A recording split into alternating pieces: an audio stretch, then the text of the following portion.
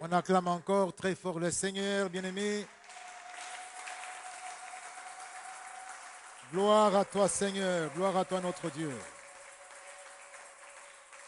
Avec Dieu, nous ferons des exploits. Assemblée, peut-on répéter, avec Dieu, nous ferons des exploits. Est-ce qu'on peut le dire avec plus de conviction? Est-ce qu'on peut le dire même en criant très fort? Nous ferons des exploits. Amen.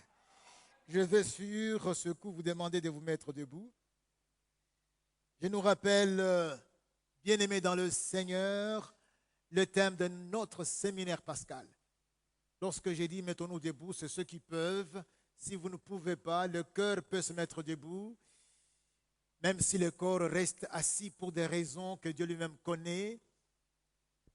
Nous sommes ici dans un contexte de liberté d'enfants de Dieu et d'amour surtout.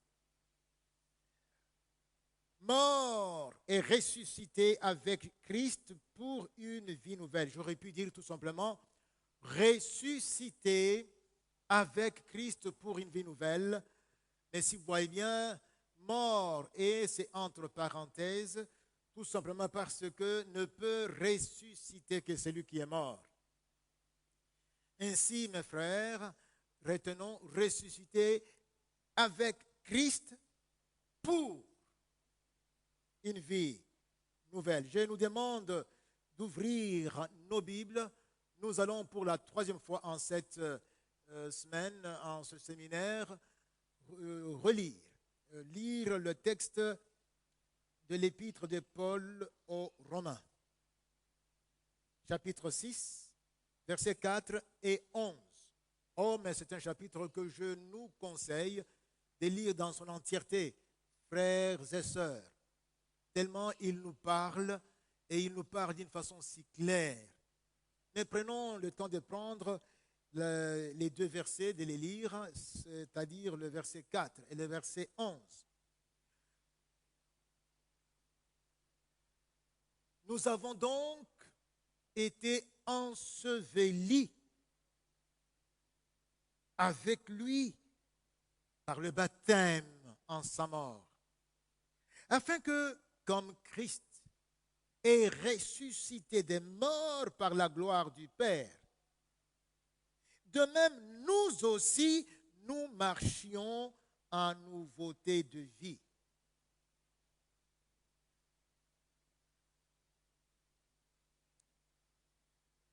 Étant inhumés avec lui par le baptême, par l'immersion, par le plongeon en sa mort, nous sommes supposés être morts avec lui et par conséquent, il est parlé de sa résurrection des morts par la gloire de Dieu.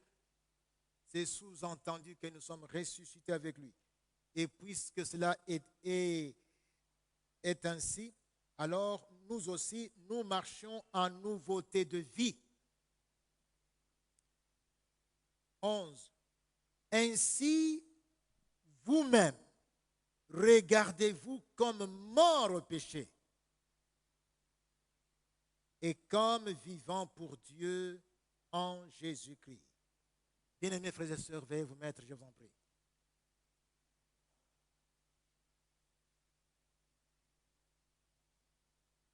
Sincèrement, mes frères, je me réjouis de ce que nous atterrissons grâce à Dieu avec ce séminaire de la célébration pascale. Voyez-vous, mes frères, une chose, c'est de commencer quelque chose, une autre, c'est de le terminer. Et grâce à Dieu, nous avons commencé. Et nous voici aujourd'hui, toujours grâce à lui, en train d'atterrir. Mes frères, le Seigneur Jésus était venu pour nous enseigner, pour nous servir de modèle en tant que serviteur par excellence, certes. Mais en ressort ultime, Jésus était venu pour mourir et ressusciter afin de nous ouvrir la porte à une voie nouvelle qui conduisent à la céleste patrie, qui conduisent au céleste Père. Il fallait que Jésus meure afin qu'une porte s'ouvre, laquelle porte devait donner sur la piste qui devait nous conduire vers celui dont nous nous étions détournés si profondément, savoir Dieu notre Père. Signalons que et la mort et la résurrection du Christ sont une seule et même réalité. Une réalité inséparable, comme une feuille de papier qui a le recto et le verso. C'est le recto d'une même feuille, c'est le verso d'une même feuille, avec ses deux faces. Il n'y a pas la mort d'un côté et la résurrection de l'autre. Il s'agit d'un même fait, mourir et ressusciter. Il y a, mes frères, il faut le dire encore, une cause qui a conduit à cette mort. Ce n'est pas pour rien que Jésus devait mourir. Oui, d'une part, il y a cette cause, mais d'autre part, il y a un but qui lui est rattaché à la résurrection de Christ. L'apôtre Paul nous en parle dans Romains chapitre 4, 25, dans beaucoup d'endroits, mais nous avons pris ce passage de Romains chapitre 4, verset 25, et nous sommes éclairés là-dessus. Paul dit, Christ a été livré pour nos offenses. Donc c'est à cause de nos offenses que Christ a été livré. Il fallait que Christ fût livré. Il a été livré pour nos offenses et ressuscité. De ce côté, il y a la cause, de l'autre, c'est le but. Ressuscité pour notre justification. Oui, nous devions être justifiés. Nous ne méritions pas ce statut de juste. Il fallait donc que Christ meure et ressuscite pour que nous puissions être agréés en la présence de Dieu comme juste et que Dieu, à travers Christ, nous déclare juste, caché par Christ, couvert par Christ. Enfin, comme dit Romains 10, verset 11, quand nous mettons derrière Christ, autrement dit, quand nous croyons en Christ, nous ne serons point confus. Oui, la confusion, c'est lorsque Dieu nous regarde tel que nous sommes. Oui, il y a la condamnation. Et nous étions sous condamnation, nous étions sous la colère de Dieu. Mais une fois que Christ s'est lui-même offert et a offert à tous ceux qui veulent recevoir sa couverture, la couverture de son sang, et que nous ayons accepté cette couverture, nous n'avons plus à être confus. Au contraire, nous sommes plutôt déclarés justes et agréés en la présence de Dieu. Amen. Amen. C'est une très bonne nouvelle, mes frères. Quand Jean-Baptiste voit Christ venir, quand il le voit, il indique à ceux qui étaient avec lui, il le désigne sous le titre de l'agneau de Dieu qui enlève la séparation qu'il y avait entre nous et Dieu, savoir le péché. C'est l'agneau dont le sang aura pour rôle de anéantir la séparation qu'il y avait entre nous et Dieu. Parce que ce qui nous séparait de Dieu sera couvert par ce sang. Et une fois pour toutes. Voilà pourquoi, mes frères, il est clair ici que la cause de la mort de Jésus, c'est ton péché, c'est mon péché. Quelqu'un dit mon péché. Mon péché. Alors, voilà pourquoi donc son sang fut versé. Il fallait qu'il en soit ainsi, mes frères. Dans la première épître de Pierre, au chapitre 1er, versets 18 à 21, je prends quelques portions là. 1 Pierre 1, 18 à 21, vous lirez entièrement, mais je prends quelques portions.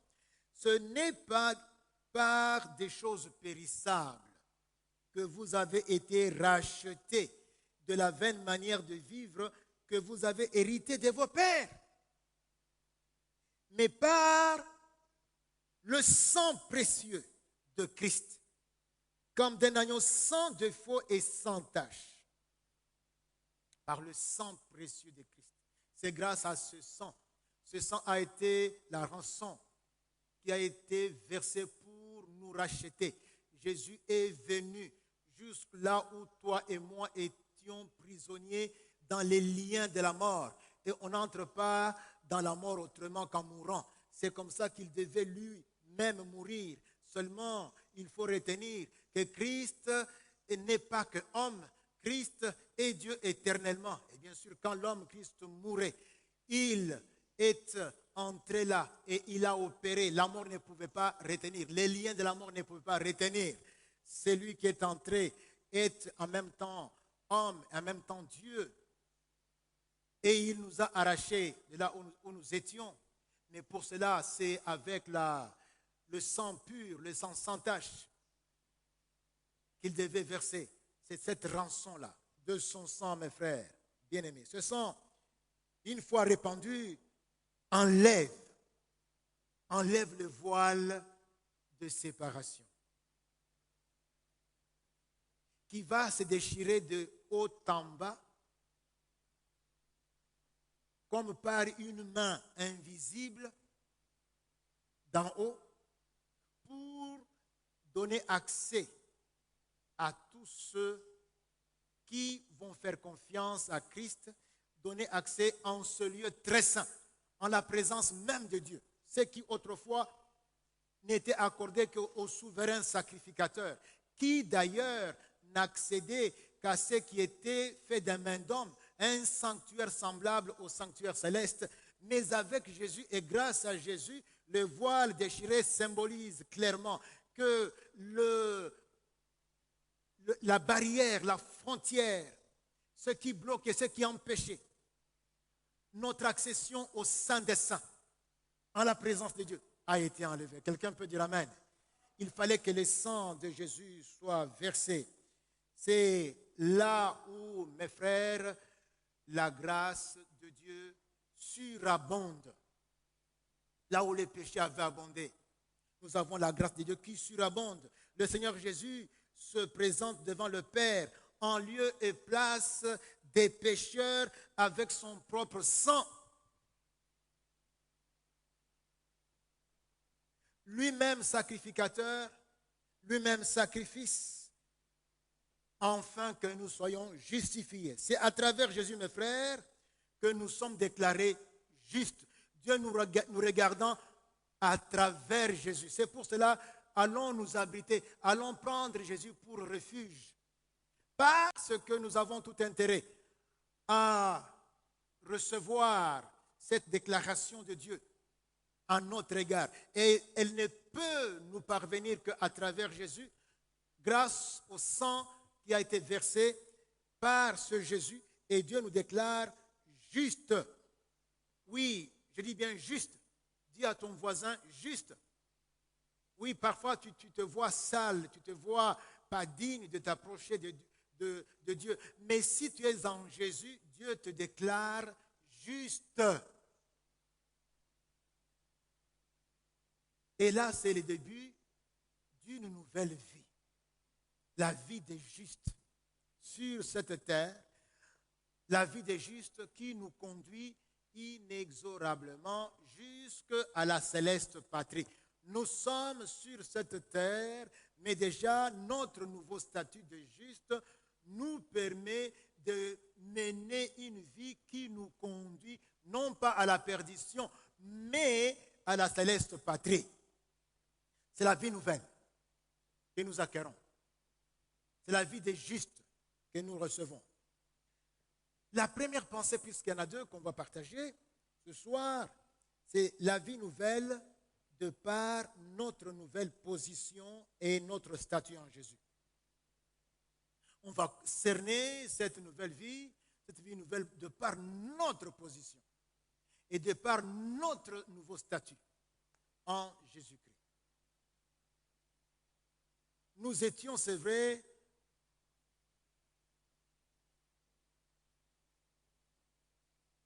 à un stade donné, dans une dimension donnée.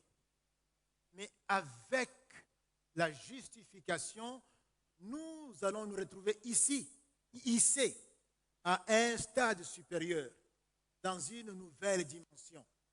C'est vrai, nous étions pécheurs, c'est vrai, nous étions condamnés, mais grâce à Jésus, nous changeons de statut.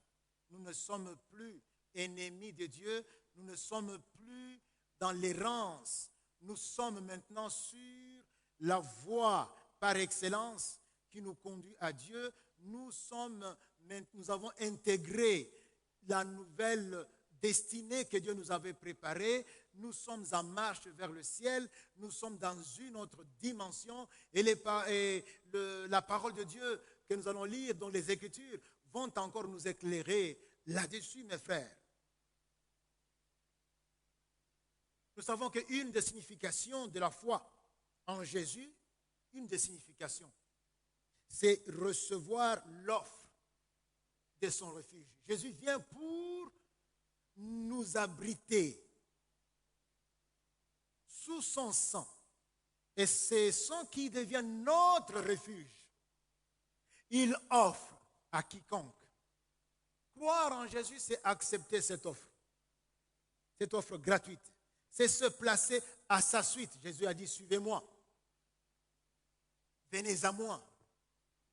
C'est marcher après lui. Progresser, mais en lui emboîtant les pas. Être couvert en lui. Voilà. Devant le Père.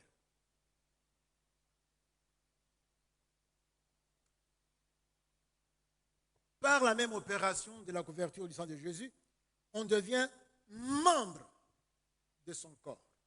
Puisqu'on a cru en Jésus, on devient membre de son corps. On devient une même plante avec lui.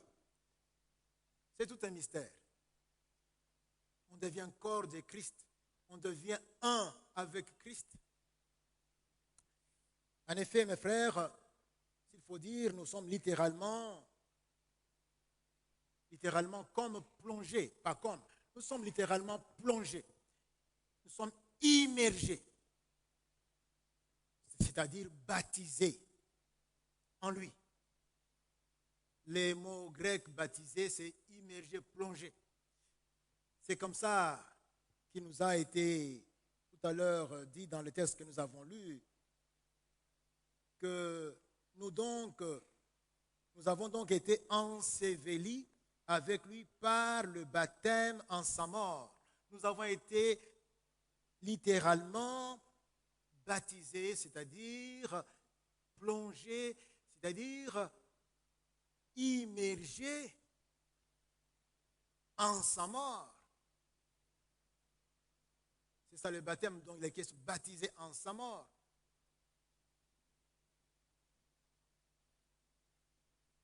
Et c'est puisque nous sommes morts avec Christ que nous sommes ensevelis avec lui. C'est une opération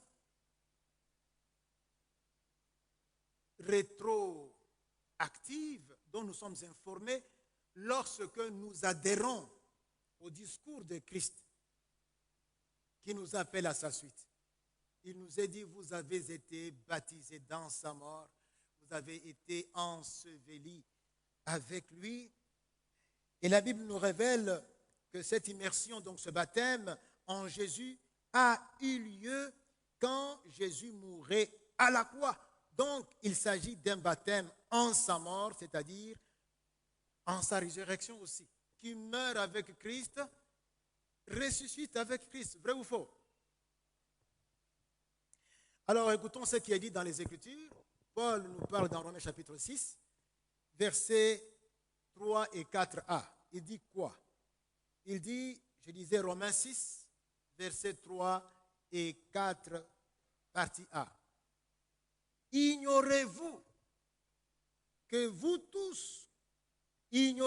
nous tous, qui avons été baptisés, immergés, plongés en Jésus-Christ, c'est en sa mort que nous avons été baptisés. Ignorez-vous ça? Donc si nous sommes plongés en Christ, si nous sommes devenus membres de son corps, nous sommes devenus un, une seule et même plante avec lui, ce n'est pas quelque chose qui soit arrivé autrement qu'en sa mort, c'est quand il mourait. Veuillez le savoir. C'est quand Christ mourait à la croix que tous ceux qui ont cru en lui, qui aujourd'hui sont ses membres, étaient incorporés à sa mort. Verset 4. Nous avons donc été ensevelis. Tukundamaki. Ilongonaye. Nous avons été ensevelis par le baptême en sa mort. Par le fait que nous avons été plongés dans sa mort. Frères et sœurs, on ne peut plus clairement le dire.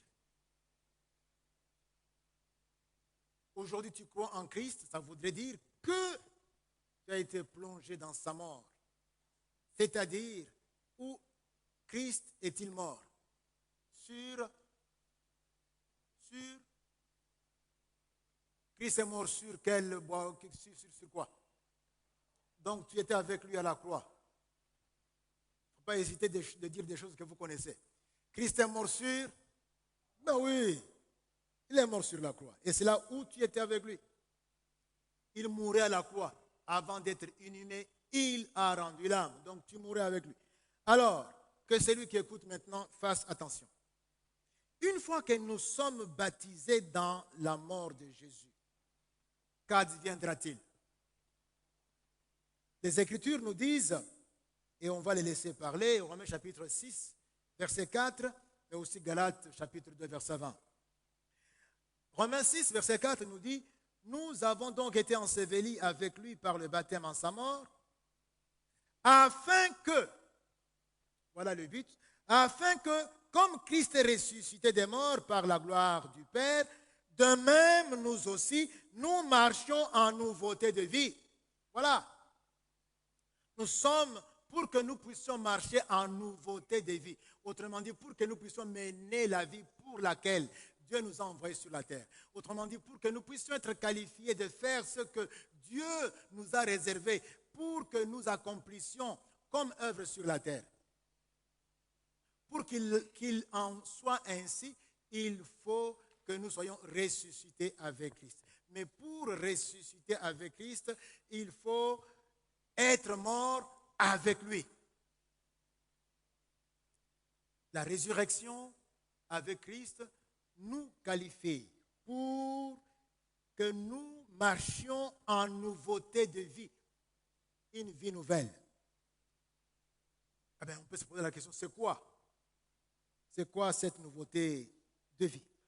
C'est quoi? La nouveauté de vie. Il s'agit d'un nouveau mode de vie, mais en Jésus-Christ.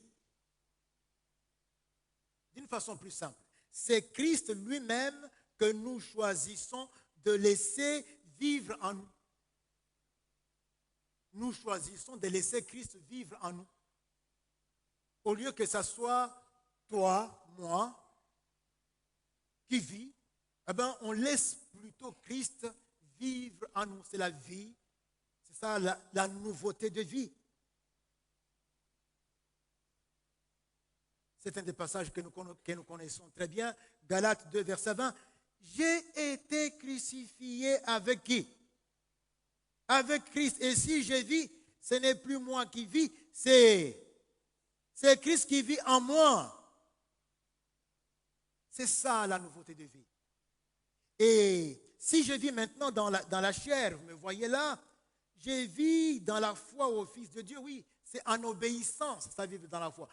Je vis en obéissant à Christ, au Fils de Dieu, en le laissant penser, en le laissant parler, en le laissant agir à travers moi.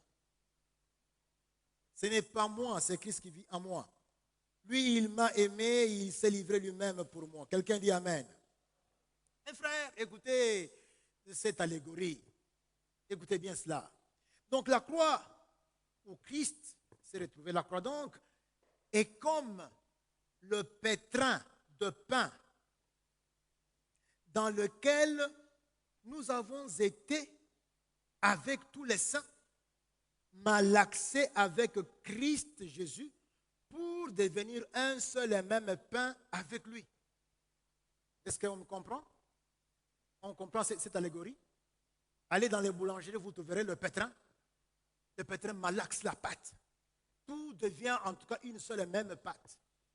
Et la croix est pour nous comme ce pétrin, où nous avons été avec tous les saints malaxés dans tous les... pour qu'on devienne un avant qu'on nous mette dans le four. Le four, c'est le tombeau. Et qu'on devienne, à la sortie du four, un seul et même pain. On devient un avec Christ. Mais pour qu'il en soit ainsi. C'est puisque nous sommes un avec Christ que nous sommes déclarés justes. Christ est l'ingrédient incontournable et indispensable grâce auquel nous qui étions corrompus, nous qui étions rebelles, nous qui ne pouvions pas être acceptés en la présence de Dieu, nous sommes maintenant appelés enfants de Dieu. Nous sommes maintenant appelés justes. Si on lit Éphésiens chapitre 2, versets 19 et 20, vous comprendrez ce qui est dit avec cette allégorie que je viens tout à l'heure d'évoquer. Vous comprendrez, c'est pratiquement cela qui est arrivé. Éphésiens 2, chapitre 19. Éphésiens 2, versets 19 et 20. Ainsi donc, vous n'êtes plus des étrangers, Batalibanda, Bapaya, Bagoïm, vous n'êtes plus des étrangers, ni des gens d'Uda, mais vous êtes Bokoma. Bokoma. Vous êtes concitoyens des saints, gens de la maison de Dieu. Donc, vous n'apparteniez même pas à la cour, mais aujourd'hui, vous êtes devenus concitoyens des saints. Vous êtes devenus gens de la maison de Dieu, c'est-à-dire membres de la famille de Dieu, les cadets du grand frère Jésus. Vous formez une famille, vous êtes héritiers et co-héritiers avec Jésus.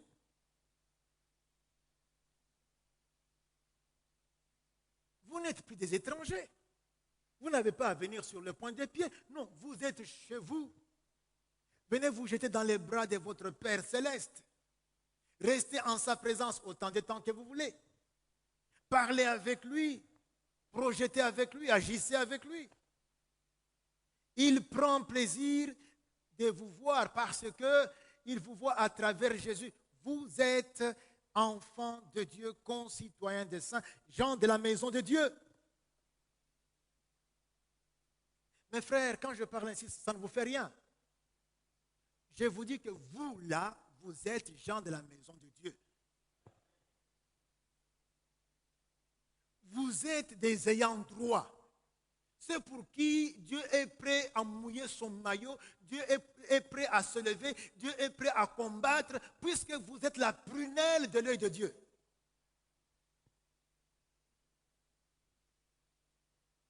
La valeur que nous avons, c'est la valeur passionnelle qu'il y a entre parents et enfants.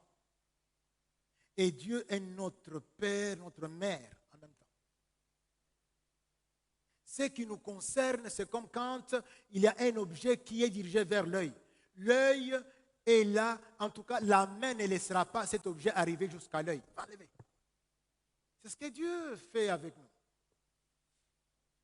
Verset 20, vous avez été, maintenant écoutez, édifiés.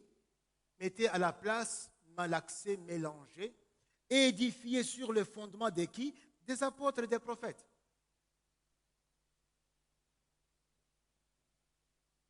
Jésus-Christ lui-même étant la pierre angulaire. Donc, avec tous ces saints-là, apôtres et prophètes, mais non sans Jésus. que vous deveniez ce que vous êtes aujourd'hui. Vous avez été. Donc, lorsque vous croyez, voilà ce qui vous est arrivé. Je le disais hier, que pour Jésus, c'est vrai, la mort et le supplice de la croix, dont je parle ici en termes de pétrin, où on est malaxé dans tous les sens, était devant lui et Jésus voyait cette agonie, Jésus voyait tout ce qu'il allait endurer, toute cette passion. Il en a même eu une émotion telle que, pendant qu'il priait, et les grumeaux de sang sortaient au même moment que la sueur. Il a même prié demandant, Père, si cette coupe pouvait passer loin. Il voyait, et chaque minute l'approchait de ce supplice de la croix. C'était devant lui. Et il a décidé d'aller de l'avant. Tandis que vous et moi, nous avons l'avantage, quand nous croyons en Jésus, on nous informe que ici est Salama. Alléluia. Vous avez été à la croix avec lui, vous êtes mort avec lui, vous avez été enseveli avec lui, et puis par conséquent, vous êtes aussi ressuscité avec lui. Quelqu'un dit Amen? On dit Amen? Ah ben, le grand frère Jésus, c'est comme cet homme, un ami qui n'est plus avec nous, mais il témoignait un jour, il était dans le cadre de la mission partie au Congo-Brazza, et c'était pendant qu'il y a eu la guerre entre l'Issouba et Sassou Nguesso qui revenait pour prendre les choses depuis qu'il l'a pris, il est encore au pouvoir.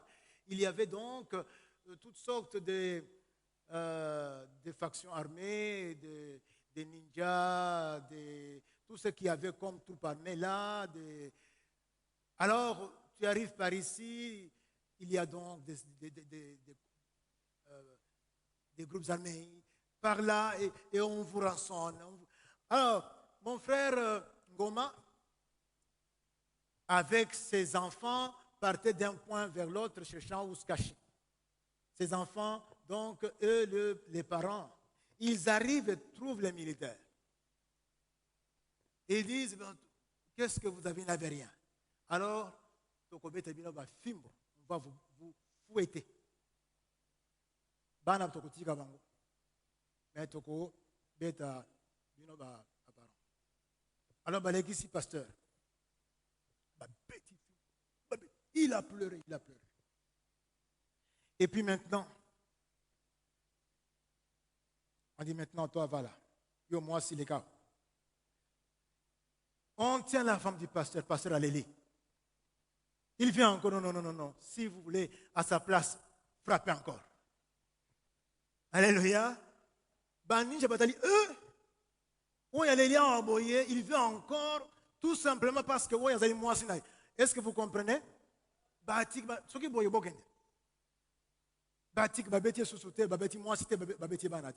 Je vous dis que Christ a pris sur lui toutes les souffrances que nous méritions, et même si on allait les avoir, on allait être condamné à l'issue de ça. Mais il a pris ça, le grand frère a souffert à notre place, pour que nous ne souffrions pas. On apprend que, oh mais non, votre souffrance là, oui c'est votre souffrance, mais en tout cas, elle a déjà eu lieu à la croix, dans le corps de votre grand frère, dont vous êtes aujourd'hui membre. Quelqu'un dit Amen. Position et statut, parlons-en encore. Dans Éphésiens chapitre 2, versets 4 à 6. Éphésiens 2, 4 à 6. Il est dit à propos de la position. Mais Dieu qui est riche en miséricorde, à cause du grand amour dont il nous a aimés, nous qui étions morts par nos offenses, nous qui étions morts par nos offenses, nous a rendus à la vie avec Christ. Mes frères, c'est par grâce que nous sommes sauvés. Il nous a ressuscités ensemble. Et nous a fait asseoir ensemble dans les lieux célestes en Jésus. Je voudrais dire à quelqu'un en ce lieu que ta position, c'est sont les lieux célestes en Christ Jésus. Pour peu que tu crois que tu es membre du corps de Christ, sache bien que là où se trouve la tête, là où se trouve le corps, vrai ou faux? Mais cette réalité spirituelle est que nous sommes encore dans le voile de la chair. Et le voile de la chair nous empêche de voir où nous sommes. C'est comme si on nous amenait en un endroit, mais nous sommes voilés. C'est vrai, on est déjà là, mais on ne voit pas. Et c'est quand on enlève le voile, on dit, ah bon, c'est ici où j'étais. C'est ce qui va nous arriver. Nous sommes avec Christ cachés en Christ dans les lieux célestes. C'est ça notre position. Ça voudrait dire que tout ce que ce monde et Satan et tout peuvent, en tout cas, préparer contre nous, peuvent avoir comme complot, peuvent diriger contre nous, ne peut pas nous atteindre. Non seulement nous sommes très élevés, mais nous sommes hors portée. C'est pour cela que le Seigneur ne se lasse pas de nous rappeler: n'ayez pas peur, ne paniquez pas, ne craignez pas. Rien ne peut vous atteindre. Vous êtes comme cette sauterelle qui est dans une bouteille et qui voit venir le canard pour picoter. Et quand le canard veut picoter, il picote sur la bouteille. Et là-dedans, la sauterelle a peur, elle a peur, elle panique. Mais elle ne peut pas, le canard ne peut pas l'atteindre là où il est. Et nous sommes comme ça. C'est vrai que nous voyons les réalités de la vie survenir sur nous. Nous voyons tout ce qui nous menace. Nous voyons le mois se terminer et on n'a pas encore les loyers. Nous voyons par exemple que nous n'avons pas encore réuni tout ce qu'il faut pour payer comme frais des études. Nous voyons par exemple qu'il y a des maladies qui nous menacent. Ou nous voyons cette menace pandémique dont il est dit beaucoup de choses et nous sommes sur cette terre. Comme tous les hommes, nous commençons à trembler. Jésus nous dit, vous ne tremblez pas. Dieu nous dit, n'ayez pas peur. Ne crains pas. Je suis ton Dieu. Ne promène pas des regards inquiets. Je viens à ton secours avec ma droite triomphante. Quelqu'un dit Amen? Donc je suis là. C'est vraiment tout un paradigme. Quand on regarde ce qui était arrivé avec les apôtres dans la barque, Jésus leur dit, il leur pose une question curieuse, où est votre foi? La foi, on l'a, mais en tout cas, mais pour le moment, on allait couler, n'est-ce pas? On lui dirait ça. L'eau avait rempli toute la barque, le vent, mais alors nous avons la foi, c'est vrai. Jésus, qu'est-ce qu'il veut nous dire? En dépit de tout cela, ne paniquez pas, n'ayez pas peur. Faites comme Pierre et Silas, Paul et Silas, rendez grâce à Dieu, louez Dieu, même au moment où vous êtes dans le feu, on vous jette dans la fournaise. Louez Dieu. N'ayez pas peur, je ne vous laisserai pas. Position, lieu céleste en Jésus-Christ. Statut, 1 Pierre 2, 7a et 9. 1 Pierre 2, 7a et 9. L'honneur est donc à vous qui croyez. Vous qui avez cru, vous êtes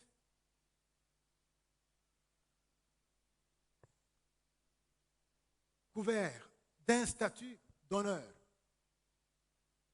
Vous êtes honorés. Honneur. L'honneur est à vous. Vous avez cru. Donc, vous êtes venus vous mettre derrière Jésus pour le suivre, pour qu'il vous couvre devant Dieu. L'honneur est à vous. Verset 9. Vous êtes une race élue. Assemblée, est-ce qu'on peut dire Amen? Un sacerdoce royal. Je voudrais entendre Amen. Une nation sainte. Un peuple acquis. Vous n'êtes pas n'importe qui. Vous êtes tout un sacerdoce, la prêtrise royale. Vous êtes un peuple acquis, une nation sainte. Et la suite, afin que vous annonciez les vertus de celui qui vous a appelé des ténèbres à son admirable lumière. Voilà. C'est vous qui avez maintenant ce mandat. Le mandat qu'avait Jésus. Vous êtes venus maintenant, c'est vous qui portez ce mandat, annoncez ce que Jésus a fait et est en train d'accomplir. La position, mes frères, en même temps que le statut, la position que nous avons. Voilà ce que Christ nous a obtenu et voilà là où il nous a placés par sa mort et par sa résurrection. Nous avons une nouvelle vie, une vie d'honneur. Nous avons des nouvelles conditions à cause et grâce à la position que Christ nous a acquise. C'est un rang d'honneur. Nous sommes honorés.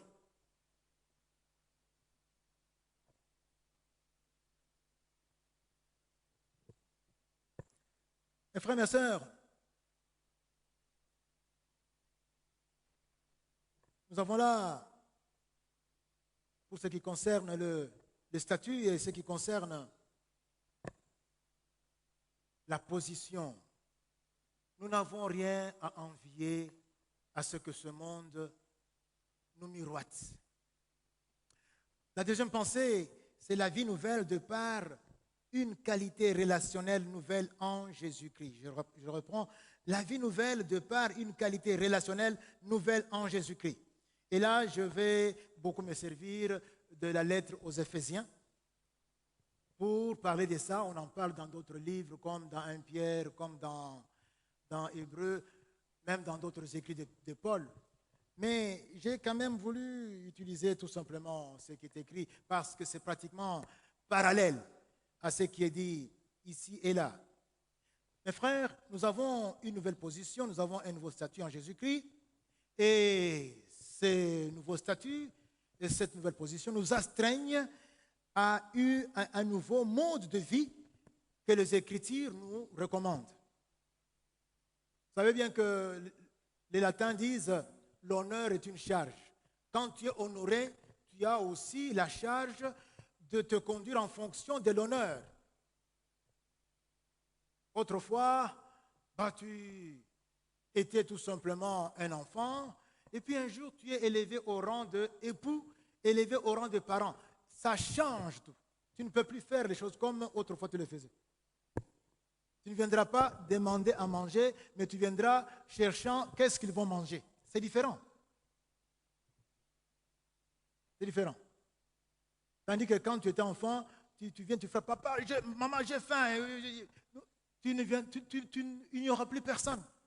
Tu as été honoré au rang d'époux, au rang de parents. Les choses ont changé. Tu as maintenant de charges. Et alors, ce rang que nous avons, position et statut, nous contraint à un modus vivendi tout à fait conforme à ce que les Écritures nous présentent. Nous avons parlé de notre incorporation à la mort de Christ. Non seulement à la mort, mais aussi à la résurrection, à la mort et à la résurrection de Jésus. Cela fait que nous intégrons une nouvelle dimension, celle de la marche par la foi. Quand on parle de la marche par la foi, parfois on pense que c'est la marche des gens qui sont déconnectés. Non, la marche par la foi, c'est tout simplement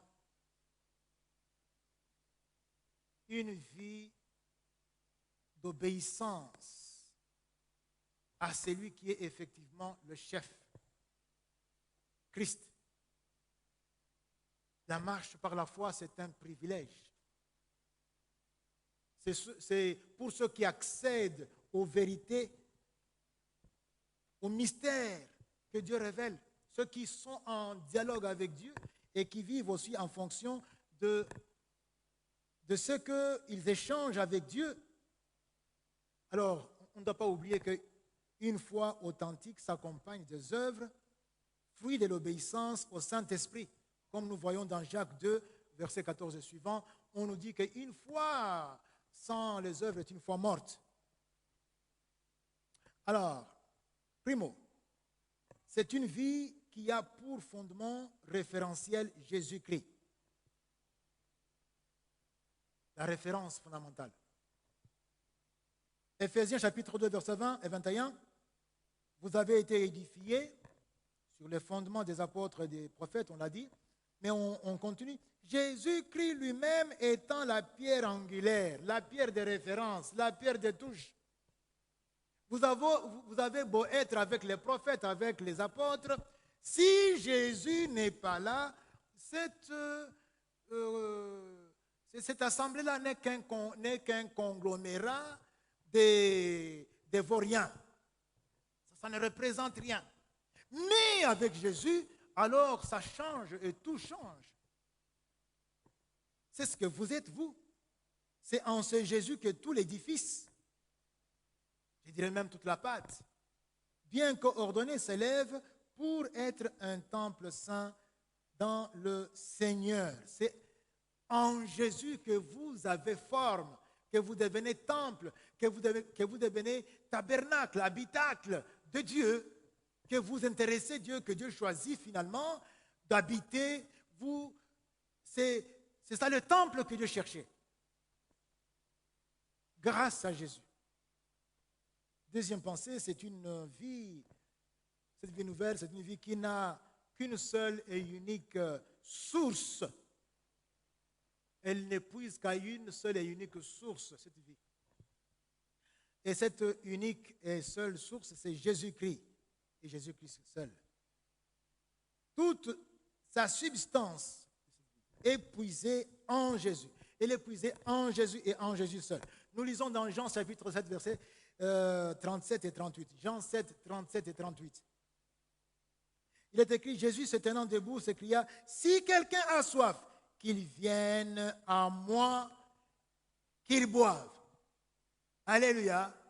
On parle de la soif. Tu peux en tout cas pendant un certain nombre de jours supporter la faim. Mais la soif, si tu n'es pas hydraté, tu décèdes. Alors on parle de la soif. Si tu es maintenant dans cette situation désespérée-là, viens à moi. C'est Jésus qui parle. Et tu boiras. Celui qui croit en moi, c'est sa venir à lui, des fleuves d'eau vive couleront de son sein, comme dit l'Écriture.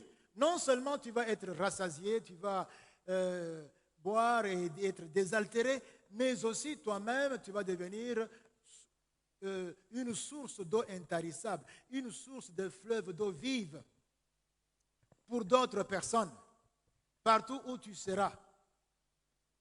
Donc, c'est parce que tu auras Jésus en toi. Quelqu'un dit Amen. Partout où tu seras avec Jésus. Et Jésus étant la source intarissable d'eau vive, eh bien, partout où tu seras, ça sera donc ce que les uns et les autres recevront. Jean 15, 5. Je suis le cep, vous êtes les sarments. Celui qui demeure en moi et en qui je demeure porte beaucoup de fruits, car sans moi, vous ne pouvez rien faire. Je suis l'original. Je suis l'incontournable. Vous venez, attachez-vous à moi comme des sarments. C'est moi qui suis en contact avec les sols, la terre nourricière. C'est de là que je vous envoie ce dont vous avez besoin.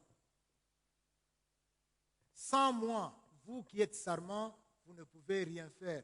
Vous ne pouvez pas faire ce que Dieu attend que vous fassiez. Dieu vous a créé et il vous a créé pour un but.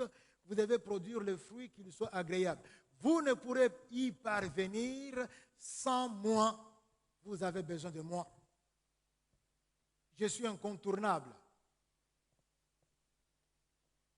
Mais je m'offre à tous et je vous appelle. Venez à moi. Venez à moi et attachez-vous à moi. Troisième pensée, c'est que cette vie nouvelle est celle dont Jésus-Christ devient et demeure le revêtement.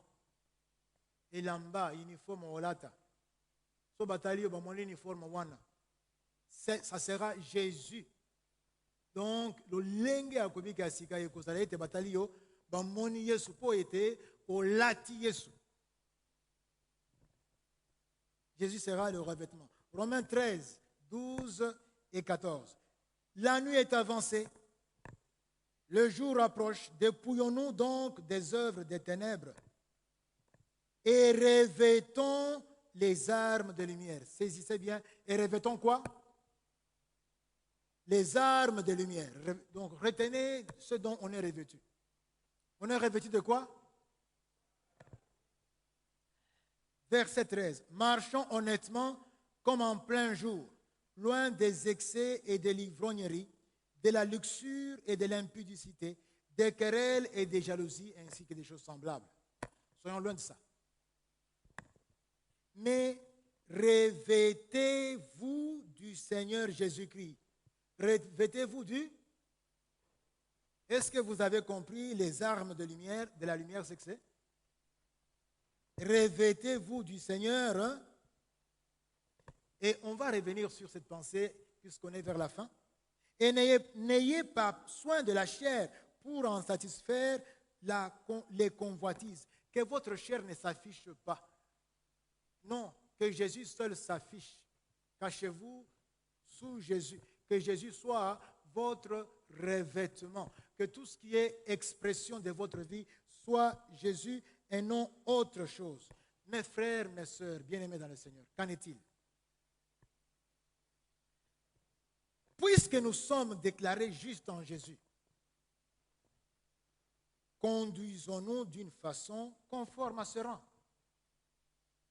Il n'y a pas moyen de se conduire conformément à ce rang qu'en laissant paraître Christ, qu'en laissant exhaler le parfum de Christ, qu'en laissant entendre la voix de Christ à travers nous, qu'en laissant Christ agir, qu'en laissant Christ vivre en nous. Il n'y a pas moyen de vivre à ce rang-là autrement que cela.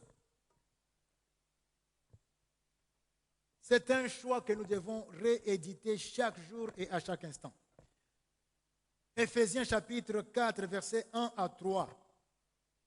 Mais aussi Éphésiens chapitre 4, versets 1 à 3, mais aussi verset 17 et puis versets 20 à 24. Il est dit ceci.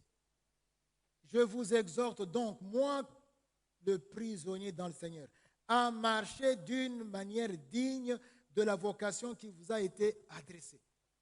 Sachez, n'oubliez pas ce que vous êtes devenus. Vous êtes gens de la maison de Dieu. Vous êtes un sacerdoce royal. Vous êtes concitoyens des saints. Vous êtes les héritiers de Dieu. Vous êtes les co-héritiers de Christ. Par conséquent, faites le choix de marcher d'une manière digne de cet appel, de cette vocation qui vous a été adressée. C'est un choix que vous devez opérer. Et le Saint-Esprit est là pour vous y aider. On le verra, c'est cela, mettre en œuvre le salut, qui est une des armes spirituelles, le casque du salut. On doit faire ce choix. Nous sommes sauvés, non pas par les œuvres, mais pour les œuvres que Dieu a préparées pour nous. Nous sommes sauvés par grâce, pour les œuvres. Mettre le salut en valeur fera que nous aurons toujours le casque protecteur. Mais lorsque, au lieu de servir, de mettre en valeur, comme on met en valeur un terrain, si on ne met pas en valeur, on le perd. C'est comme ça qu'on nous dit de marcher, verset 2, en toute humilité et douceur, avec patience, nous supportant les uns les autres, avec charité.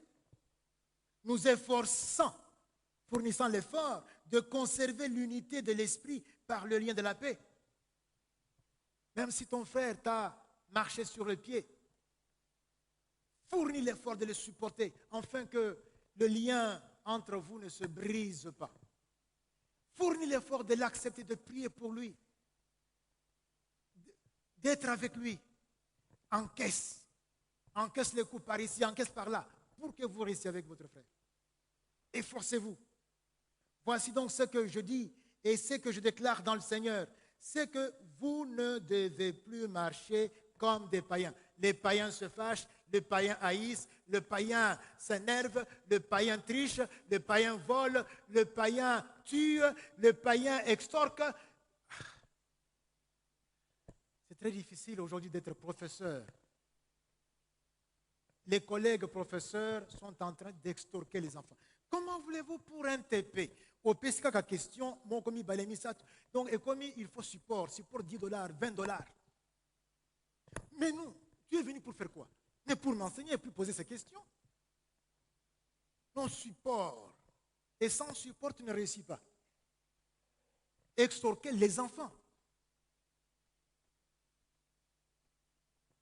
Et d'autres collègues sont sous pression quand ils essayent dans le conseil scientifique ou conseil de l'université de parler contre cela. Ils ont le courroux de leurs collègues contre eux dirigés.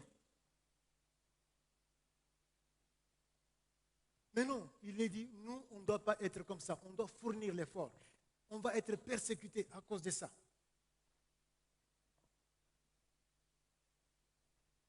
Ce sont les antivaleurs que nous devons décrire. Vous ne devez plus marcher comme les païens, ça c'est le paganisme, qui marchent selon la vanité de leurs pensées. Nous sommes toujours dans Éphésiens 4, cette fois-ci au verset 20 à 24. Mais vous, ce n'est pas ainsi que vous avez appris Christ. Si du moins vous l'avez entendu, et si conformément à la vérité qui est en Jésus, c'est en lui que vous avez été instruits à vous dépouiller, si du moins vous l'avez reçu. Parce qu'il y en a qui disent qu'ils sont chrétiens, mais ils n'ont jamais reçu Christ. Ce sont des sympathisants. Ils viennent. C'est bien d'être avec les chrétiens, mais ils n'ont jamais été chrétiens. Ce sont ces personnes qui, devant les épreuves de la vie, agissent et font comme le fait tout le monde. Eu égard à votre vie passée, du vieil homme qui se corrompt par les convoitises trompeuses. Donc, vous avez été instruits à vous dépouiller, eu égard à votre vie passée, du vieil homme qui se corrompt par les convoitises trompeuses, à être renouvelé dans l'esprit. Voilà ce que vous avez appris de votre intelligence. Et à revêtir l'homme nouveau. L'homme nouveau, créé selon Dieu dans une justice et une sainteté dans la vérité. Mes frères, mes sœurs, revêtir Christ, bien-aimé, c'est cela, se revêtir en permanence de l'armure de Dieu. On l'a dit. Revêtir Christ. Afin de tenir ferme contre les ruses du diable. Vous lirez à la maison Éphésiens 6, chapitre 10 à 18. Il est question du combat spirituel. Ce n'est pas comme j'ai vu sur les réseaux sociaux avec les bâtons, avec les armes pour tuer le Satan, le frapper avec les bâtons, le maudire et lui donner des coups de pied. Ce n'est pas un tel combat, mes frères. Les bâtons avec les armes, avec les bombes, ça ne fait rien à Satan. On a affaire aux esprits qui sont dans les lieux célestes, des esprits qui combattent contre nous. Cette armure de Dieu, c'est la vérité. Soyons vrais. La justice, recherchons ce qui est juste devant Dieu. Les ailes pour répandre l'évangile de paix. C'est une arme puissante. Les ailes, nous aurons du 11 au 18 une opération d'évangélisation. Et soyons zélés, préparons-nous déjà à cela, mes frères. C'est une arme importante. Les ailes pour répandre l'évangile de paix. Se servir en toutes circonstances de sa foi comme bouclier. La foi vient de ce que l'on entend, ce que l'on entend de la parole de Christ. Le casque du salut, le vivre, le mettre en valeur, ce salut. Si ce n'est pas le cas, vous allez le perdre. C'est comme un terrain qui n'est pas mis en valeur. Et l'épée de la parole. Souvenez-vous, dans Matthieu 4, Jésus a utilisé la parole contre tout ce que l'ennemi lui a présenté comme séduction et comme piège. Il a utilisé la parole. Il l'a tenté sous toutes les formes. Et le tout en une vie de prière permanente, un style de vie qui adore Dieu en permanence. Mes frères, mes sœurs, revêtir Christ, c'est se poser chaque fois cette petite question. Dans toutes les circonstances et devant chaque situation. Cette petite question, notez ça. Que ferait Jésus à ma place devant cette réalité? Devant cet homme qui me menace avec l'arme pour que je renie ma foi. Devant celui-ci qui réclame la corruption. Devant, qu'est-ce que Jésus ferait devant cette personne qui l'injurie, qui lèse ses droits? Qu'est-ce que Jésus ferait devant ce gouvernement qui est en train tout simplement de se remplir les poches et qui ignore? Qu'est-ce que Jésus ferait? Qu'est-ce que Jésus dirait? Que nous ayons cette réponse-là. Répondre honnêtement, le plus honnêtement possible à cette question et aussi faire ce que tu as comme réponse et agir conformément à cette réponse. C'est cela, mes frères, laisser Christ vivre en nous. C'est cela la vie nouvelle que nous avons en Jésus-Christ. J'aimerais conclure, pour terminer. J'aimerais conclure. Et là, je vais nous demander de baisser la tête. Baisser la tête. De fermer les yeux